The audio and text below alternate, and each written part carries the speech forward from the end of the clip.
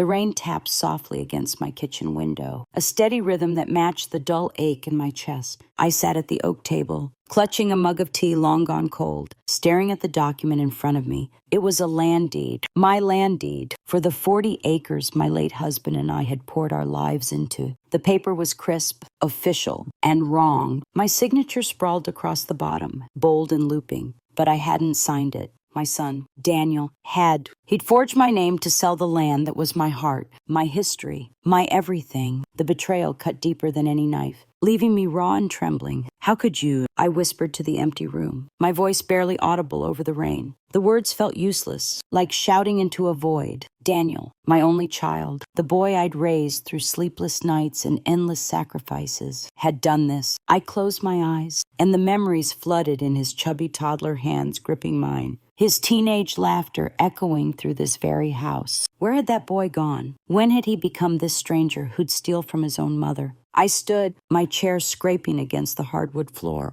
and paced the kitchen, my reflection caught in the window graying hair, tired eyes, a woman who'd given too much and gotten this in return. The land wasn't just dirt and trees.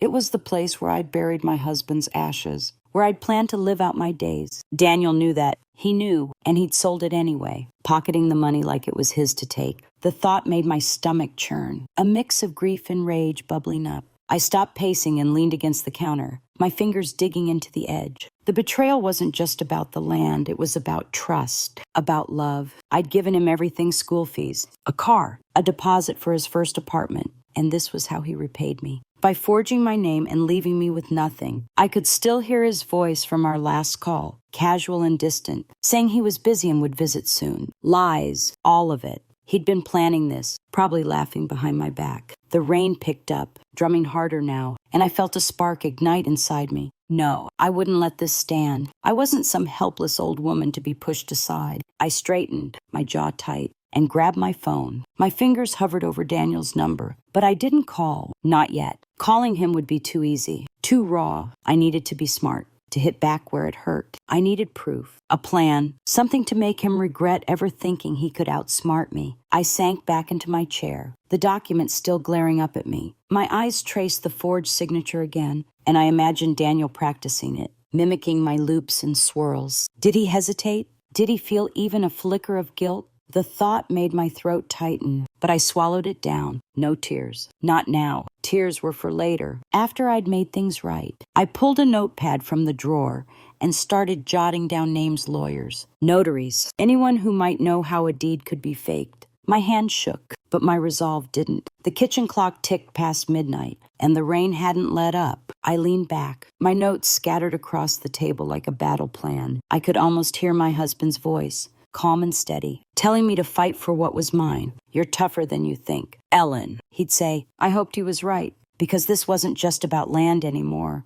It was about proving I wasn't invisible, that I wouldn't be erased. Daniel thought he'd won, that I'd roll over and take it. He was wrong. I tapped my pen against the notepad, my mind racing. A detective, maybe, someone who could dig into the sale, trace the money, expose the fraud. The idea felt right, like a puzzle piece clicking into place. I didn't know where to start, but I'd figure it out. I always did. The betrayal still burned, but now it was fuel, driving me forward. Daniel had no idea what was coming. I glanced at the window, the rain blurring the world outside. It felt fitting, like the storm was on my side, hiding my plans in its shadows. I took a sip of the cold tea, grimacing at the taste, and set the mug down with a clink. My eyes flicked back to the deed, to that fake signature. "You messed with the wrong mom," I muttered, a grim smile tugging at my lips. The fight was just beginning, and I was ready to play dirty. So, before you get too cozy, take a second to like this video and subscribe, but only if you're vibing with what I'm laying down here. It's gonna be a wild ride, and trust me, you won't want to miss what happens next. The morning light filtered through the curtains, casting soft shadows across the kitchen. I hadn't slept. Not really. The betrayal clung to me like damp clothes, heavy and impossible to shake. My notepad from last night sat open, scribbled names and numbers staring up at me, but I couldn't focus. My mind kept drifting back, pulling me into memories I wasn't sure I wanted to revisit. Daniel's betrayal wasn't a sudden stab, it was a slow bleed, years in the making. And I needed to understand how we'd gotten here before I could decide what to do next. I pushed my coffee aside and leaned back in my chair, closing my eyes. The past came rushing in, vivid as ever. I saw Daniel at 5, his tiny hand clutching mine as we walked through the orchard on our land. He'd giggle when I'd lift him to pick an apple, his eyes wide with wonder. "This is ours." "Mommy," he'd ask, and I'd nod, proud to give him something solid, something lasting. That land was our legacy, bought with every penny my husband,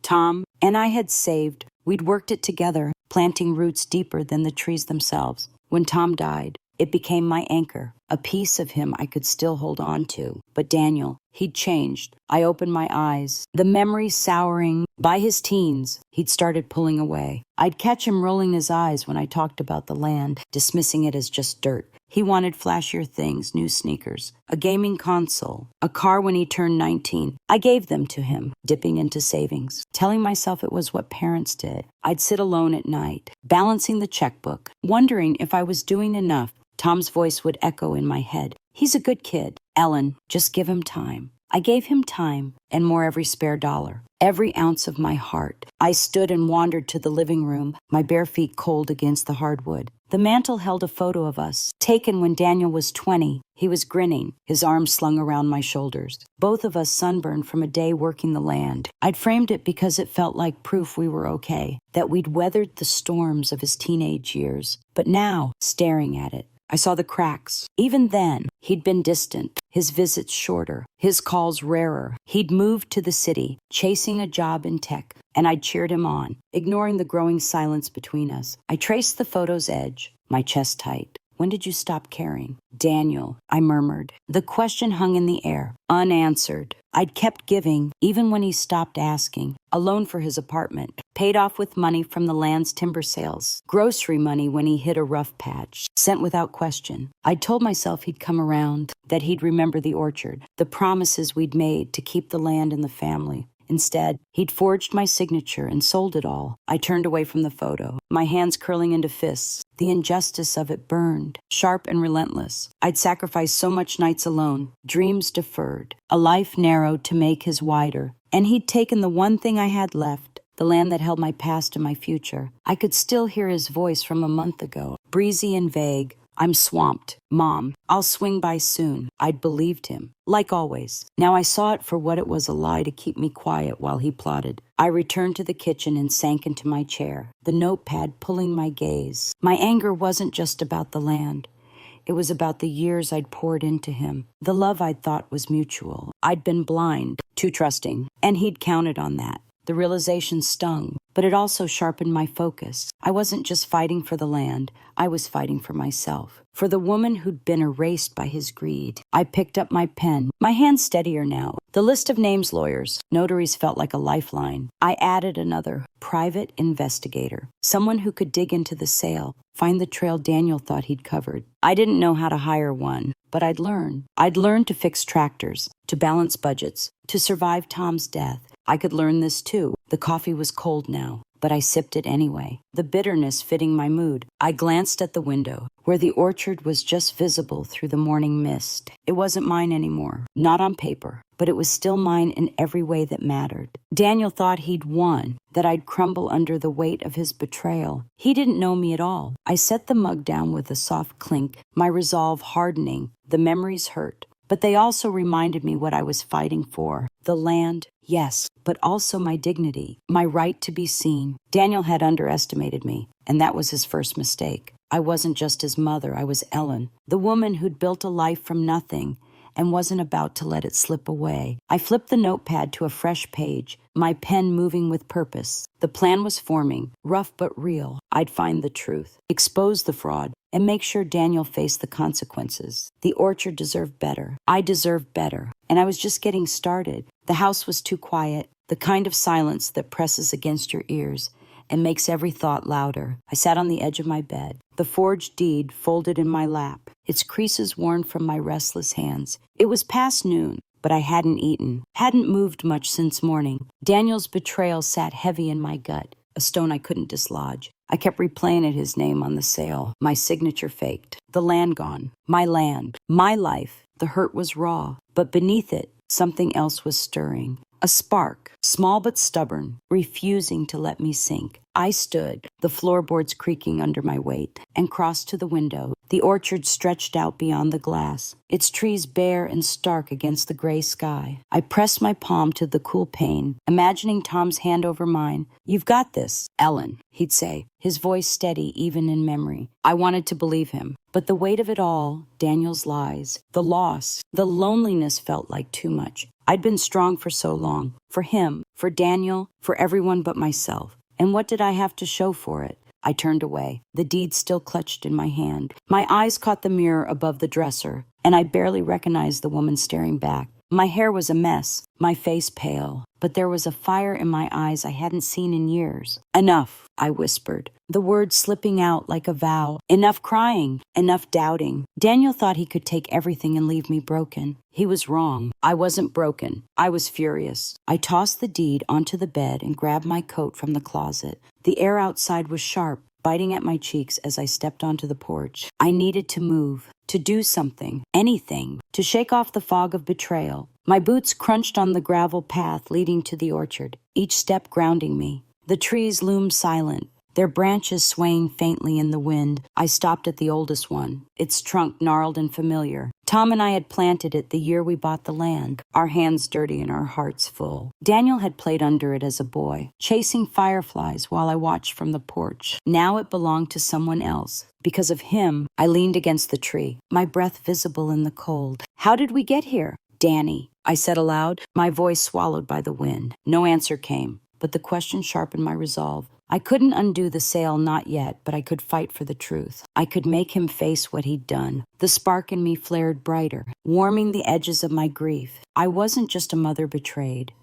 I was a woman with a plan, and it started now. Back inside, I pulled out my notepad, the one I'd scribbled on last night. The names: lawyers, notaries, a private investigator stared up at me, each one a step toward justice. I circled investigator with a firm stroke. That's where I'd start. Someone who could dig into the sale, find the cracks in Daniel's scheme. I didn't know much about hiring detectives, but I'd seen enough TV to know they could follow money trails, uncover lies. My savings were thin, but I'd find a way. This was worth it. I grabbed my phone and started searching, my fingers clumsy but determined. Names popped up: local firms, private investigators with sleek websites and promises of discretion. One caught my eye: Margaret Hale, ex-cop turned PI. With reviews praising her tenacity, she found proof my ex was hiding assets. One read, "That was what I needed, proof." I jotted down her number, my heart pounding. This was real. I was doing this. I dialed before I could second-guess myself. The line rang twice.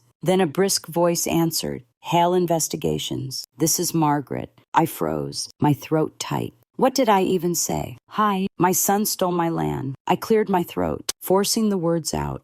"Hi, Margaret. My name's Ellen. I need help. My son forged my signature to sell my property, and I want to prove it." There was a pause. Then her tone softened, steady but not pitying. "I'm sorry you're going through that. Ellen, can you tell me more? When did you find out? And what kind of proof do you have?" I exhaled, the words tumbling out. I told her about the deed, the fake signature, the land that meant everything. I told her about Daniel, how he'd changed, how he'd lied. My voice cracked once, but I kept going, the spark inside me burning hotter with every word. Margaret listened, asking sharp questions, dates, names, the buyer's details. By the end, I felt lighter, like I'd handed part of the weight to her. "I can take this on," she said finally. "It won't be easy, but if there's a trail, I'll find it. Can you meet tomorrow to go over details?" "Yes," I said, my voice firm. "Tomorrow's perfect." I hung up, my hands trembling but not from fear. For the first time since I'd seen that deed, I felt in control. Daniel had made his move,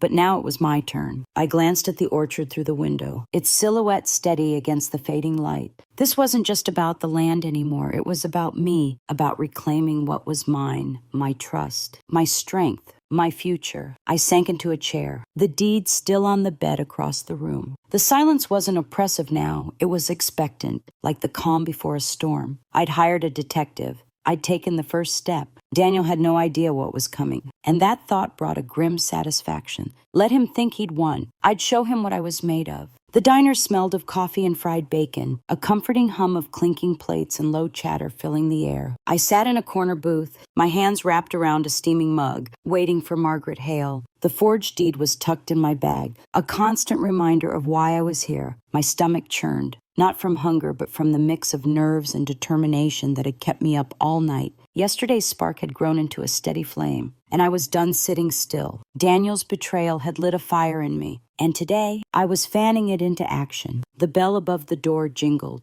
and a woman strode in mid-50s, short-cropped gray hair, eyes sharp enough to cut through fog. She spotted me and nodded, sliding into the booth with a no-nonsense grace. "Ellen," she said, extending a hand. "Margaret Hale." I shook her hand, her grip firm but not crushing. "Thanks for meeting me," I said, my voice steadier than I felt. Up close, she had a calm intensity, like someone who'd seen it all and wasn't fazed. It put me at ease, which I hadn't expected. "Let's get to it," she said, pulling out a notepad. "You've got a forged deed, a son who sold your land, and a whole lot of hurt. I need details, everything you know about the sale, the buyer, and Daniel's movements." I nodded, reaching into my bag for the deed. I slid it across the table, my fingers lingering on the paper. "This is it. My signature, but not mine. The land's 40 acres, outside town. Been in my family since my husband and I bought it 30 years ago. Daniel sold it last month, and I only found out when the new owner's lawyer sent me a letter." Margaret's eyes flicked over the document, her expression unreadable. "Sloppy work?" she muttered,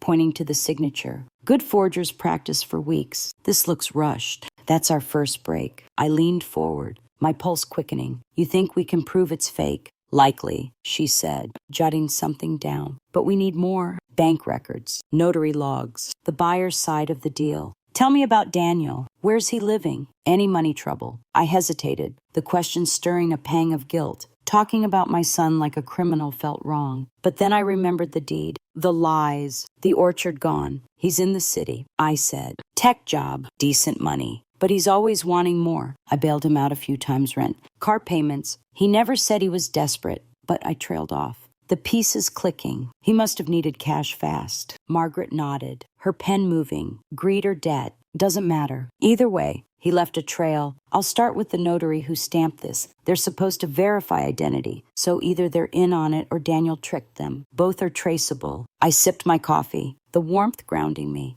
"What about the money? Can we find where it went?" "That's next," she said, her eyes meeting mine. "Bank transfers, wire records, even crypto if he's fancy. People think they can hide money, but it always talks. You got any of his recent bank statements or emails?" I shook my head, embarrassed. "No, but I can try to get them. He's not exactly open with me these days." "Don't worry," she said, her tone softening. "I've got ways. You focus on keeping your head clear. This'll get messy before it gets better." I nodded, the weight of her words settling in. Messy was fine. I'd been through worse Tom's cancer, the lean years, Daniel's teenage rebellion. I could handle messy. What I couldn't handle was letting Daniel walk away with my land and my dignity. The anger was still there, sharp and hot. But now it had direction. I wasn't just reacting anymore. I was planning. Margaret tucked the deed into her folder. "I'll need a retainer to start $2,000. That covers my time. Some database access. Maybe a trip to the city. You good with that?" I swallowed hard.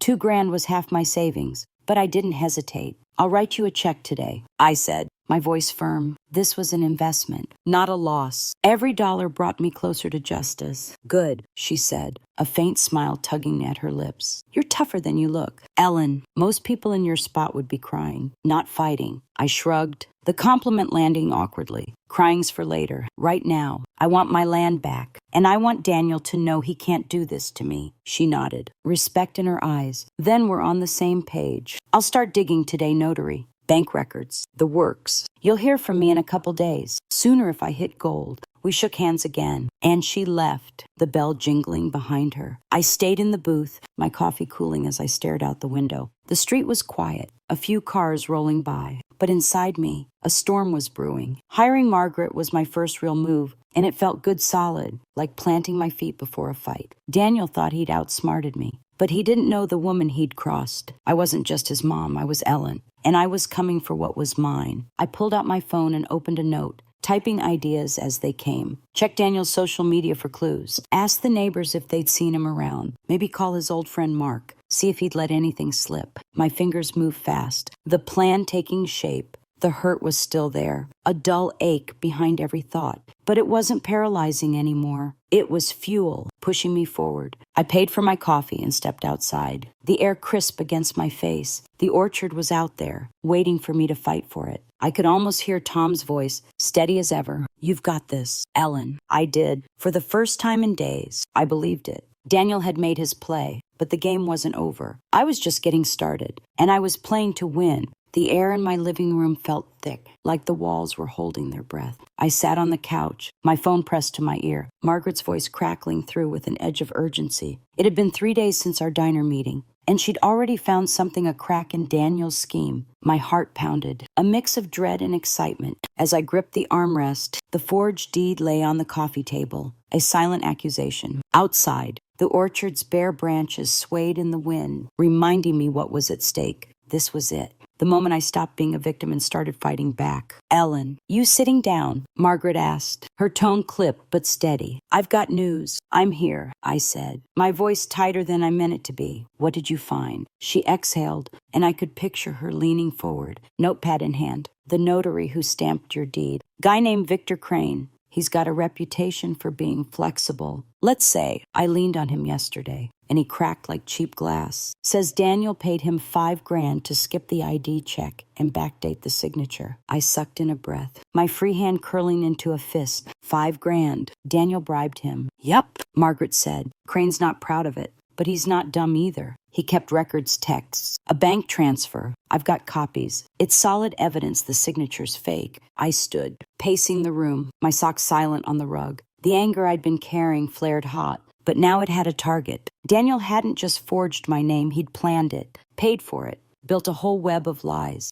I stopped myself, the word too raw for my tongue. What's next? Can we use this? We're just getting started, Margaret said, a hint of a grin in her voice. Crane's willing to testify if we keep his name quiet. But here's the kicker. The buyer's a real estate firm, Horizon Properties. They're clean, but they're not happy about a fraudulent sale. I'm meeting their lawyer tomorrow to see if they'll cooperate. If we can prove Daniel's fraud, they might void the sale. I froze mid-step, hope flickering like a candle in a storm. Void the sale. You mean I could get the land back? Maybe, she cautioned. It's early, but it's possible. Depends on how deep Daniel's in with Horizon and what else we dig up. I'm pulling his bank records next. You got anything new on your end? I glanced at my notepad, scribbled with scraps from the last few days. I checked his social media. I said, he's been posting about a new car, some fancy vacation. He's spending like he's got no worries. And I called his friend Mark. He let slip Daniel's been bragging about a big deal that had set him up. Margaret snorted. Big deal, huh? Sounds like our boy's feeling untouchable. That's good cocky people make mistakes. Keep your ear to the ground, but don't tip him off. He doesn't know we're on to him. And that's our edge. I nodded, though she couldn't see me. I won't. He hasn't called since I found the deed.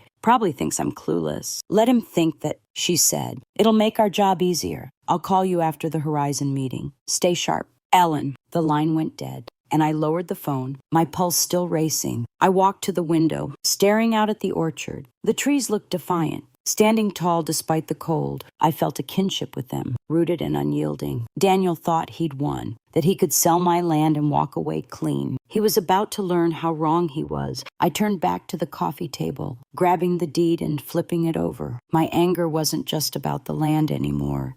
It was about the years I'd poured into Daniel, the trust he'd shattered. I'd raised him, loved him, given him everything, and he'd spat on it. The thought made my chest ache, but I pushed it down. Grief could wait. Right now, I needed to act. I sat and opened my laptop, pulling up Horizon Properties' website. Sleek photos of developments and office buildings filled the screen. But I wasn't interested in their portfolio. I wanted their weak spots, anything that might make them eager to avoid a scandal. If Margaret was right, they didn't know the sale was fraudulent. A public fraud case could hurt their reputation, and I was ready to use that leverage. My phone buzzed a text from Daniel. My heart lurched, but I opened it, expecting an excuse or a lie. Instead, it was a photo, him grinning in a shiny new convertible, the ocean sparkling behind him, living the dream. Mom, the caption read, no mention of the land, no hint of guilt, just arrogance, pure and bold. I stared at the photo, my jaw tight. Living the dream. Huh, I muttered. Enjoy it while it lasts. The text was a taunt,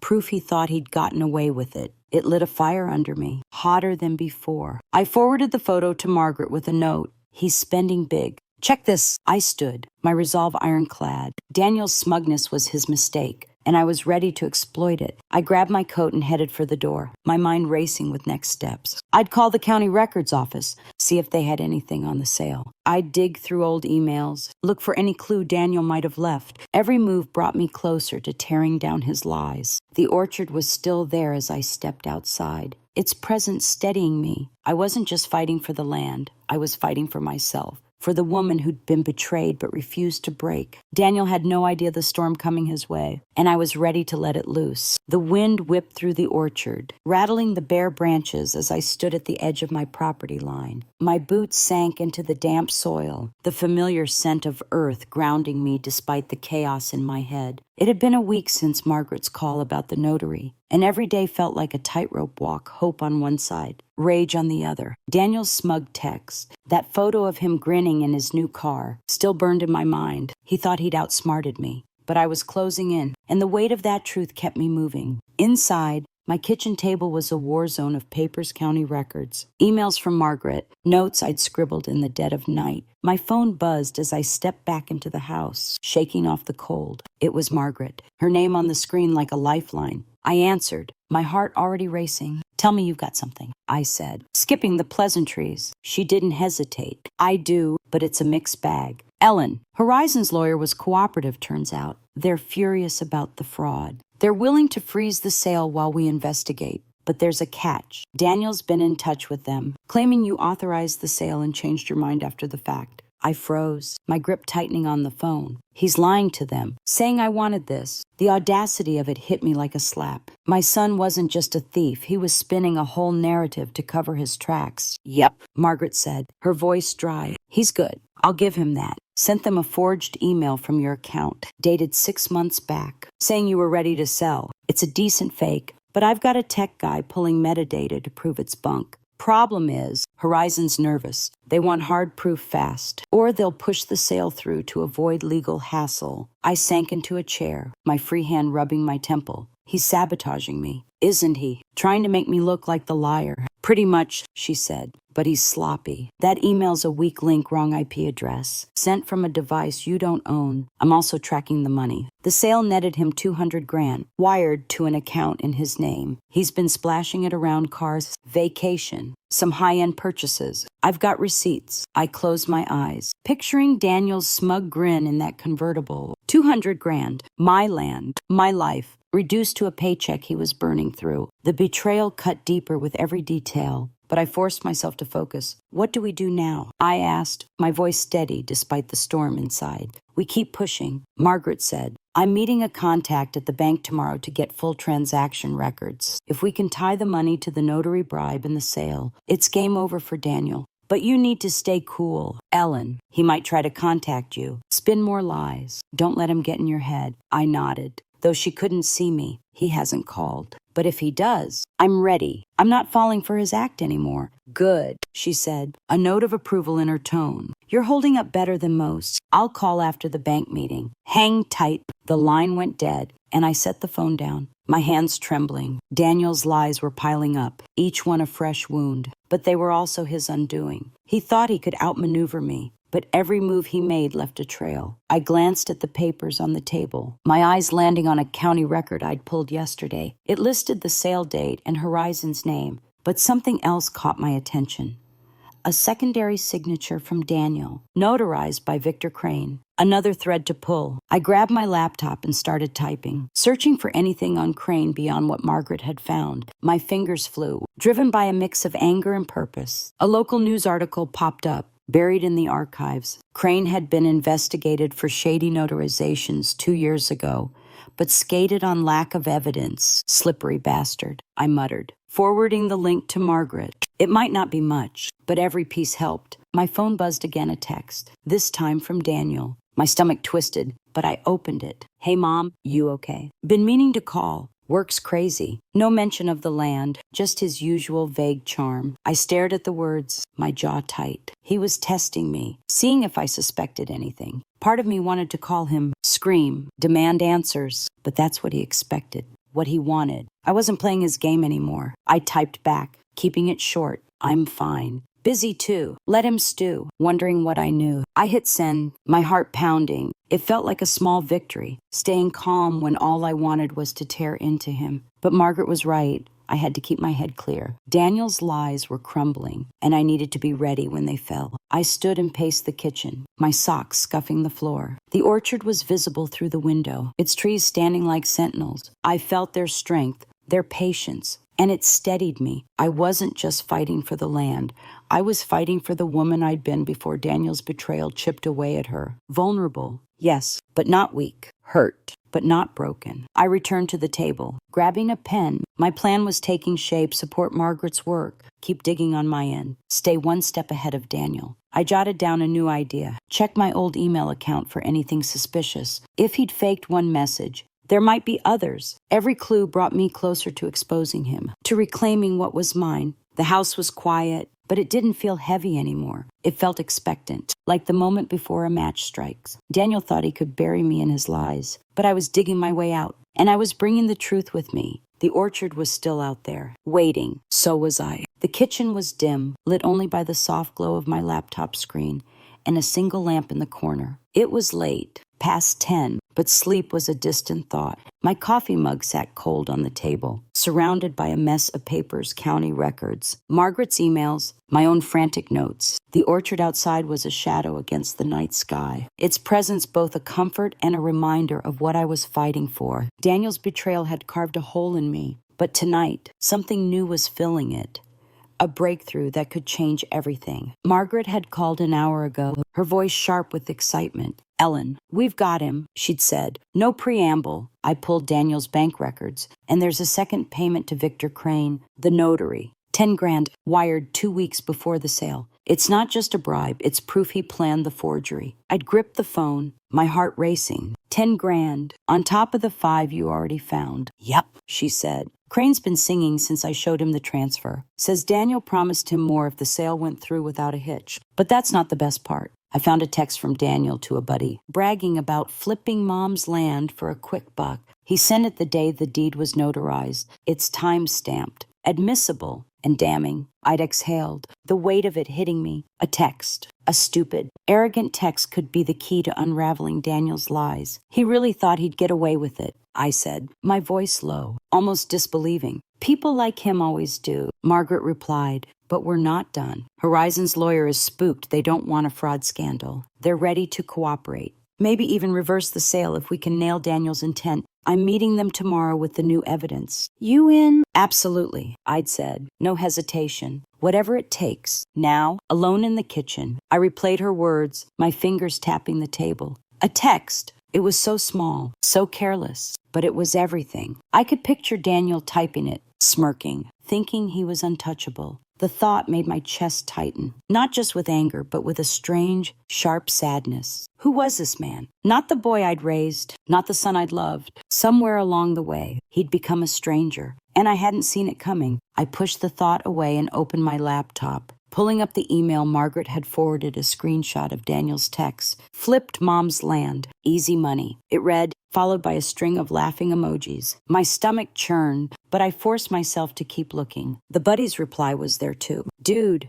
you're a legend. She suspect anything. Daniel's response, nah, she's clueless. All good. Clueless. The word stung, but it also fueled me. He thought I was clueless, sitting here wringing my hands while he cashed out my life. I leaned back, my jaw tight. Not anymore. Danny, I muttered, my voice cutting through the quiet. The sadness was still there, but it was buried under something stronger resolve, hard and unyielding. I grabbed my notepad, flipping to a fresh page. Margaret's evidence was a game changer, but I needed to keep moving, keep digging. I jotted down questions. Who was this buddy? Could they be persuaded to talk? What else had Daniel said? Texted, bragged about. My pen moved fast, ideas spilling out. I'd check his social media again, look for posts from the sale date. Maybe I'd call Mark, his old friend, and fish for more. Every scrap mattered. My phone buzzed, startling me. A text from Daniel, of all people. Hey, Mom, you free tomorrow? Thinking of swinging by. My pulse spiked, suspicion flooding in. Why now? He hadn't visited in months, and suddenly he wanted to swing by. I stared at the screen, my fingers hovering. Margaret's warning echoed, don't let him get in your head.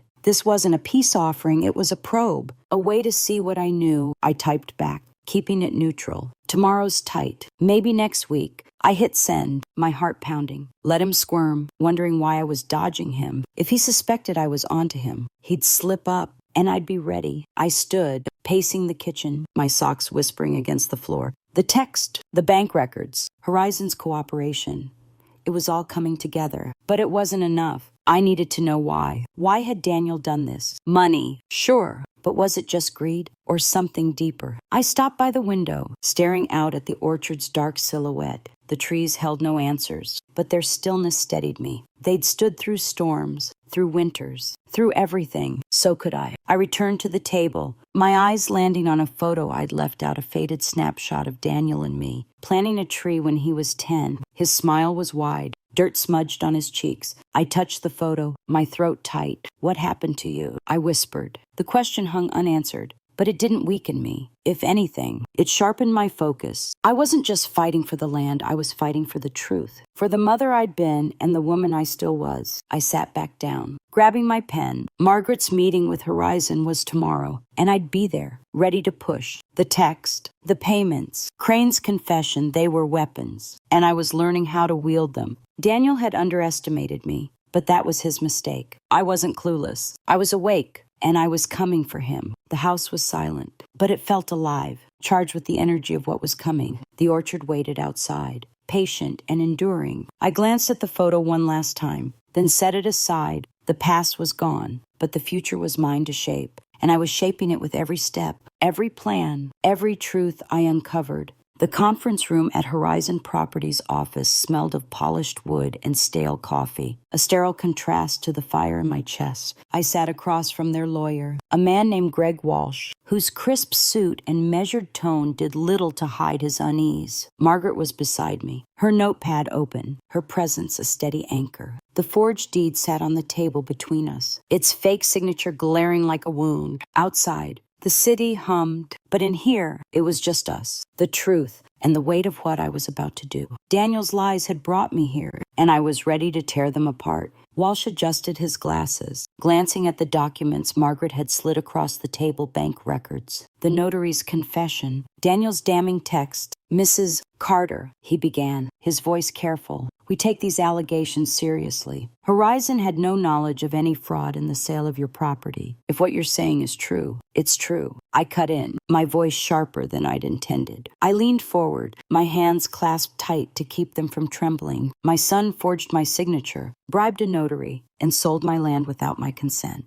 That text, I pointed to the screenshot. Daniel's words mocking me even now. Flipped Mom's land. Easy money, that's him admitting it. He thought I'd never find out. Walsh's jaw tightened, and he exchanged a look with the woman beside him. Horizon's CEO, Claire Nguyen. She'd been silent so far, her expression unreadable, but her eyes flicked to me now. Assessing. We understand your distress, she said, her tone smoother than Walsh's but no less guarded. But we need to verify this evidence. A fraudulent sale could damage our reputation, and we'd prefer to resolve this quietly. Quietly, I said, a bitter laugh escaping me. My son stole my life's work, and you want quiet. I want my land back, and I want him held accountable. If that means going public, I will. Margaret put a hand on my arm, a subtle signal to dial it back. What Ellen means, she said, her voice calm but firm, is that we have enough to prove fraud. Victor Crane's testimony, the bank transfers, the forged email Daniel sent you, it's a clear trail. You can void the sale now and avoid a lawsuit,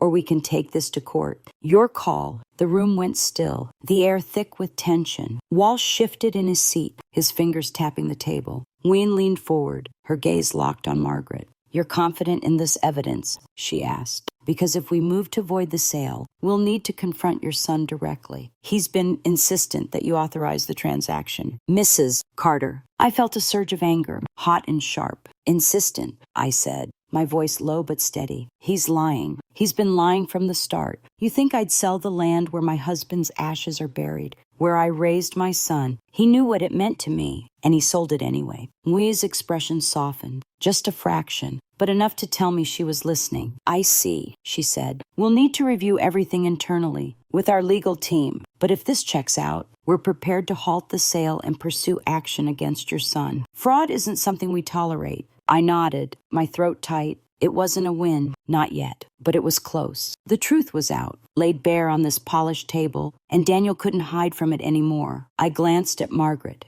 who gave me a small, approving nod. We'd done it, forced Horizon's hand, put Daniel in their crosshairs, but the victory felt heavy, laced with the ache of confronting my own son. As we left the office, Margaret steered me toward a coffee shop across the street. You held your own in there, she said, her tone warm. Most people would have buckled. I shrugged. The weight of the meeting still clinging to me. Didn't feel like I had a choice. He forced my hand. Margaret, all of this, it's because of him. She nodded, her eyes sharp but kind. I know, but you're not just reacting anymore. You're calling the shots. That's power. Ellen, we sat at a small table, the hum of the shop a soft backdrop. I sipped my coffee, barely tasting it, my mind replaying the meeting. Nguyen's words echoed, pursue action against your son. It was what I wanted, wasn't it? Justice, accountability, my land back. But the image of Daniel, not the man he'd become, but the boy he'd been, kept creeping in, his gap-toothed grin, his tiny hand in mine. I pushed it away, focusing on the present. That boy was gone. The man he'd become had betrayed me, and I couldn't let sentiment cloud my resolve. Margaret, I said, setting my cup down, what happens next? If Horizon voids the sale, what does that mean for Daniel? She leaned back, her expression thoughtful. Legally, he's looking at fraud charges, maybe forgery, depending on the prosecutor. Civilly, Horizon could sue him for damages. He'll be lucky to walk away with just a lawsuit. But,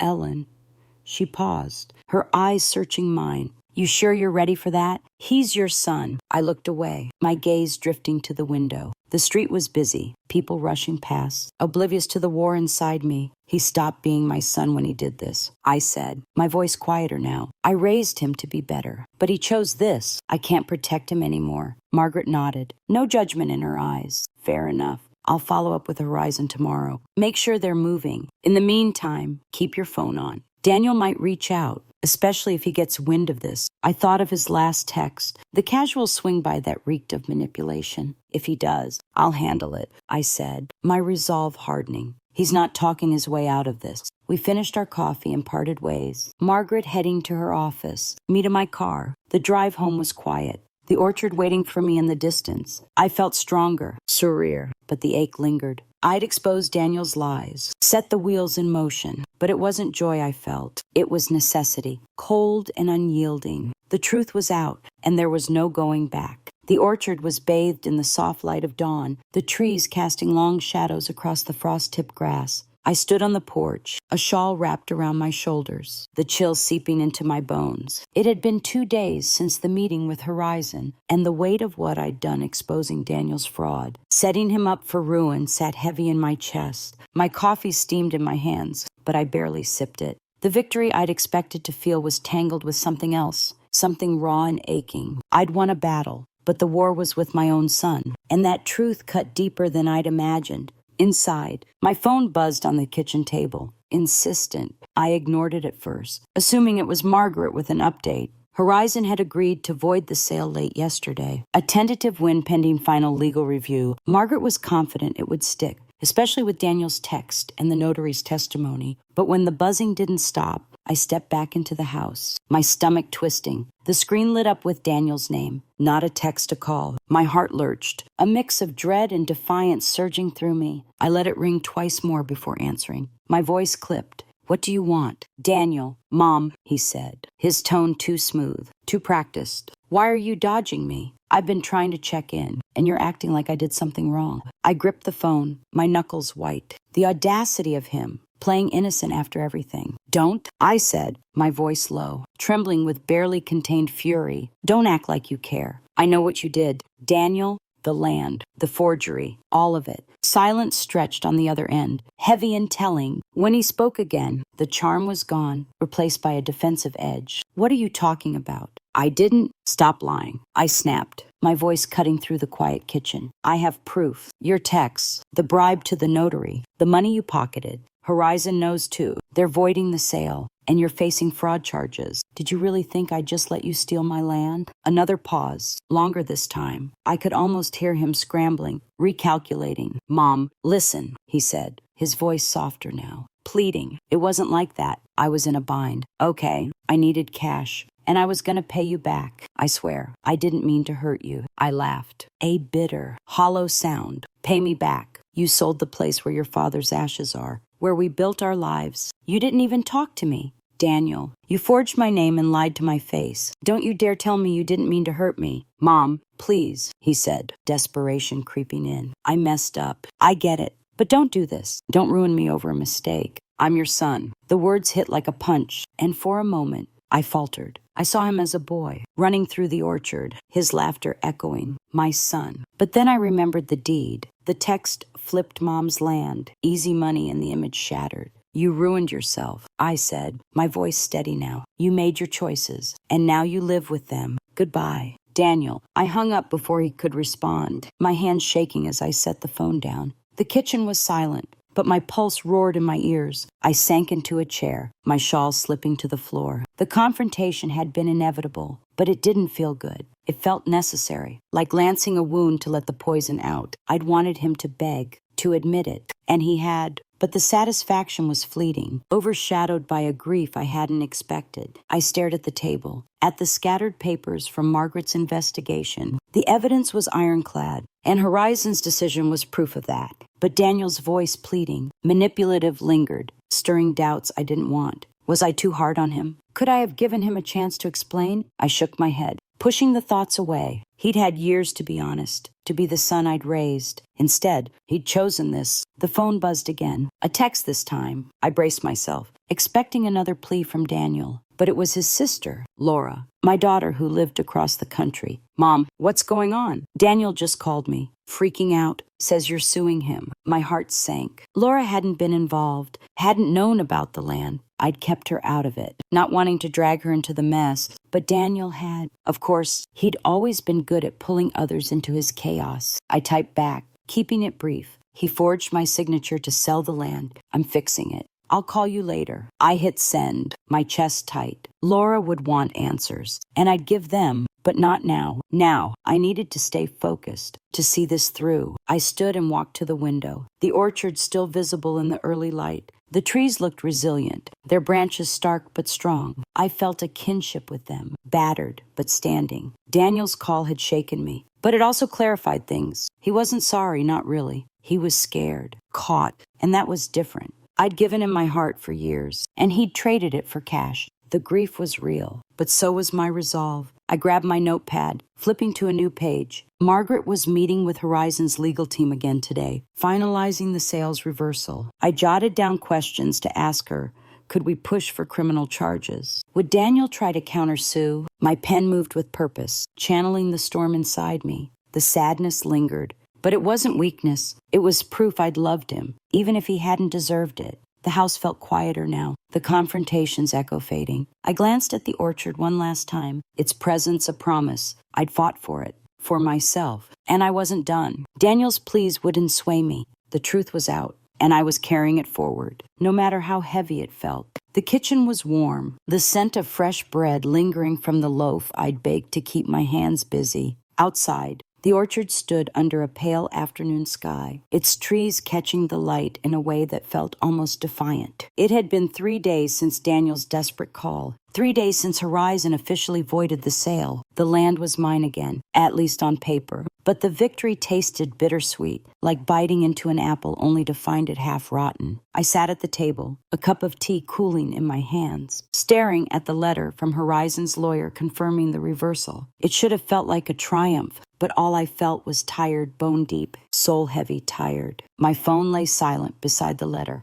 but I could still hear Daniel's voice from that call, pleading, manipulative, then silent when I'd hung up. He hadn't reached out since, and I wasn't sure if that was a relief or a fresh kind of hurt. Laura had called yesterday, her voice thick with shock after I'd explained everything, the forgery, the bribes, the text that sealed his fate. How could he do this? Mom, she'd asked, and I hadn't had an answer. I still didn't. All I knew was that the son I'd raised was gone, replaced by someone I barely recognized, and the weight of that truth was crushing. I stood, my chair scraping softly against the floor, and wandered to the window. The orchard looked untouched. As if the past weeks hadn't happened, I pressed my hand to the glass, its coolness grounding me. Winning the land back was supposed to fix things, to make me whole again. But it didn't erase the betrayal, didn't fill the hole Daniel had left. I'd fought so hard, hired Margaret, faced Horizon, confronted him, and now, with the dust settling, I felt more like a survivor than a victor. The fight had taken everything, and I wasn't sure what was left. The doorbell chimed, startling me. I hesitated, half expecting Daniel, but it was Margaret, her familiar gray hair and sharp eyes framed in the doorway when I opened it. Thought I'd swing by, she said, holding up a folder. Got some updates, and I figured you'd want them in person. I ushered her in, the knot in my chest loosening slightly. Tea, I offered, already moving to the kettle. Sure, she said, settling at the table. You look like you've been through a war. Ellen, I managed a small laugh, setting the kettle on. Feels like it. Horizon sent the letter sales voided. That's good. Right? It's huge, she said, opening the folder. But it's not the end. Daniel's in hot water. The DA's looking at fraud and forgery charges based on our evidence. He's been served papers for a civil suit from Horizon, too. They're not messing around suing for damages, legal fees, the works. He's got nothing left but a mountain of trouble. I poured the tea, my hands steady despite the storm. Her words stirred. Nothing left. I repeated, sitting across from her. What does that mean for him? Jail. Bankruptcy. Margaret sipped her tea, her eyes steady on mine. Maybe both. The criminal case depends on the DA, but the evidence is tight. Crane's testimony, the bank transfers, that text. Civilly, Horizon's got him dead to rights. He's looking at paying back the sale money, plus penalties. If he's as broke as his spending suggests, he's done. I nodded, staring into my tea. Done. The word echoed, heavy and final. I'd wanted him to face consequences, to feel the weight of what he'd done. But now, picturing him cornered, stripped of everything, I felt a pang I hadn't expected. Not pity, exactly, but a kind of hollow sorrow. I wanted him to learn, I said softly. Not this. Margaret leaned forward, her voice gentle but firm. Ellen, you didn't do this. He did. You fought for what was yours, and you won. Don't let guilt creep in now. He had every chance to stop, to come clean. He didn't. I met her gaze, her words sinking in. She was right. Daniel had chosen this path. Every bribe, every lie, every smug text. I'd given him my heart for years, and he'd traded it for a quick buck. The sorrow was real, but it wasn't my burden. You're right, I said, my voice steadier. I keep seeing the kid he was. It's hard to let that go. I get it, she said, her tone softening. But that kid's not here anymore. You did what you had to, and you're stronger for it. I managed a small smile, the first real one in days. Thanks, Margaret, for everything. I couldn't have done this without you. She waved a hand, brushing it off. Just doing my job. You're the one who kept pushing. Most people would have folded. We finished our tea, and she left me with the folder copies of the DA's filings, Horizon's suit, a timeline of Daniel's downfall. I didn't open it. Not yet. Instead, I walked back to the window, the orchard drawing my gaze. The trees stood tall, their roots deep, their branches unbowed. I felt a kinship with them, weathered but enduring. I'd won the land back, but more than that, I'd won myself back, the woman who'd fought, who'd refused to be erased. The house was quiet as I sat again, the letter and folder beside my untouched tea. Daniel's ruin was real now, not just a possibility. I thought of Laura, of the call I'd need to make to explain this to her. She'd be hurt, maybe angry, but she'd understand. She wasn't like Daniel. The thought gave me a flicker of comfort, a reminder that not all my love had been wasted. I picked up the letter, tracing the words that gave me back my land. The victory was mine, but it came with scars. I'd fought for justice, and I'd gotten it, but the cost was a piece of my heart I'd never get back. The orchard was out there, waiting, and so was I ready to move forward, even if it meant carrying the weight of what I'd lost. The orchard glowed under the late morning sun, its trees catching the light in a way that made them look alive, almost defiant. I stood at the edge of the property, my boots sinking into the soft earth, a thermos of coffee warming my hands. It had been a week since Margaret's visit, a week since I'd learned Daniel was facing fraud charges and a crushing lawsuit from Horizon. The land was officially mine again, the deed corrected, the sale erased like a bad dream. But the peace I'd expected hadn't come. Instead, I felt like I was standing in the aftermath of a storm, surrounded by debris I didn't know how to clear. I took a sip of coffee, the bitterness grounding me. The orchard was unchanged, its rows of trees stretching out like they'd always done. But I felt different, older, maybe, or just more aware of the weight I'd carried. Daniel's betrayal had forced me to fight, to become someone sharper, stronger. I'd won, but the victory was quiet,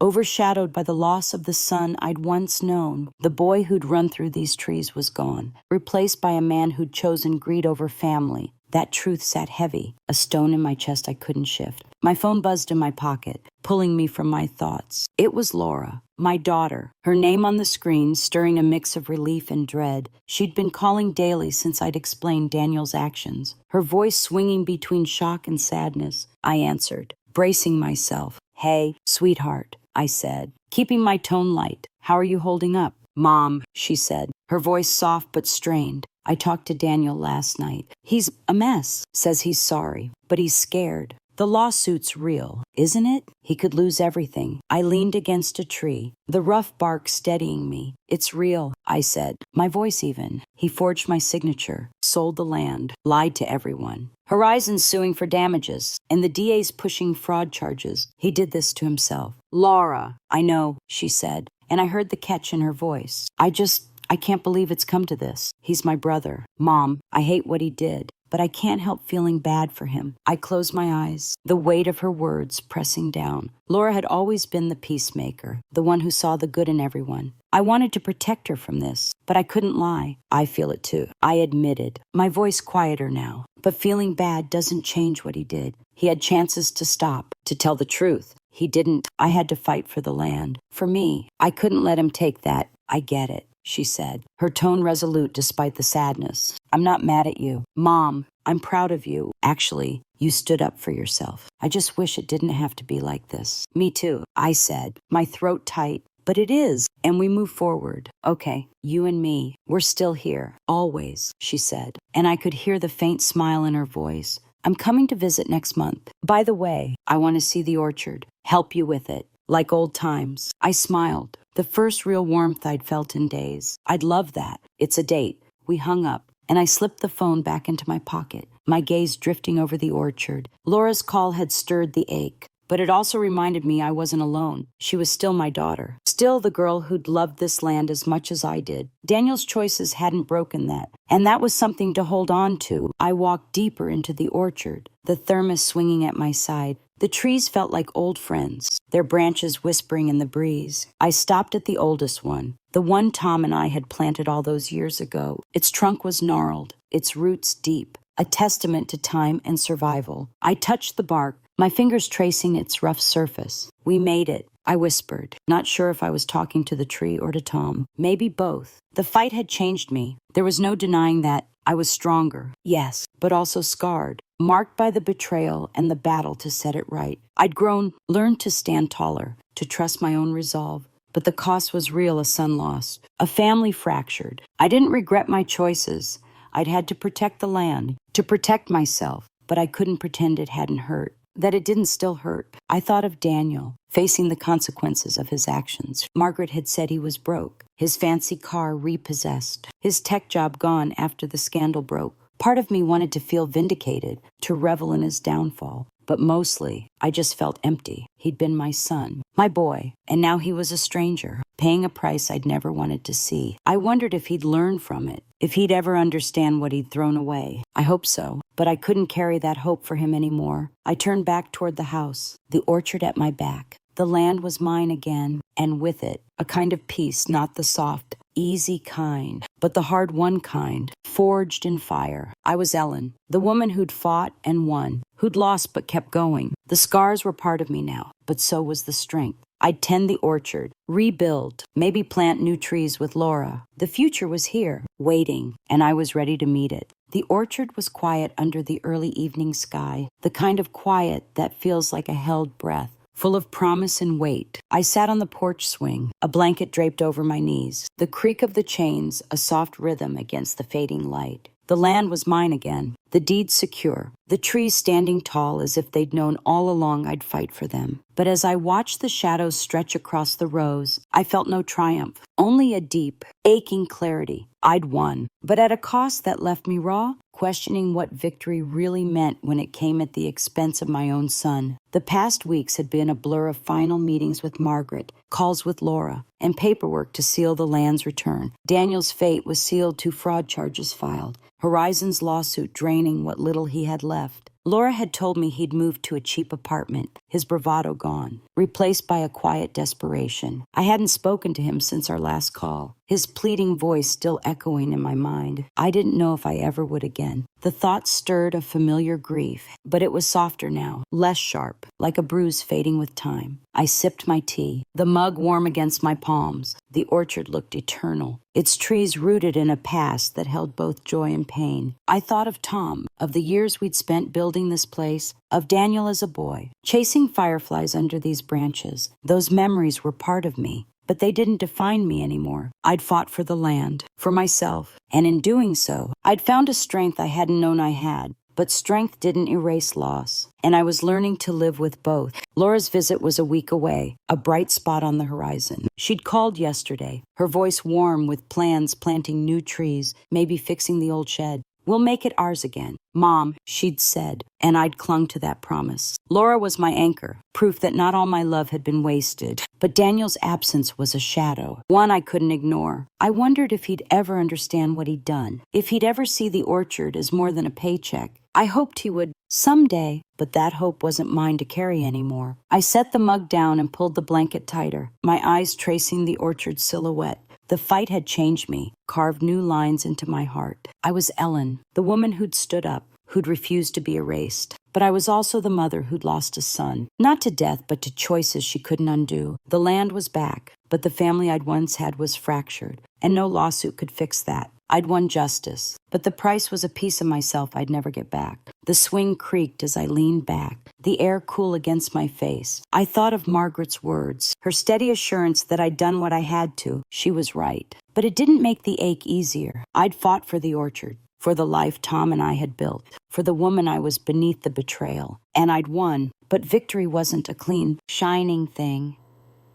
It was messy, heavy, full of questions that lingered like the last light in the sky. I stood, the blanket slipping to the swing, and walked to the edge of the porch. The orchard stretched out, its trees dark against the dusk. They'd seen it all, my love, my loss, my fight, and they'd endured. So would I. The future was uncertain, but it was mine to shape. Laura would come, and we'd plant, rebuild, laugh. The land would grow again, and so would I, scars and all. I turned back to the house, the porch swing still swaying faintly. The grief was there, but so was the peace, not the soft kind, but the kind you earn, the kind that comes from knowing you fought and survived. Daniel's choices were his, and I'd made mine. The orchard was home, and I was home in it, ready to face whatever came next. But as I stepped inside, one question lingered, quiet but persistent. Had I won, or had I simply survived? I didn't know, and maybe I never would. But I was here, and that was enough.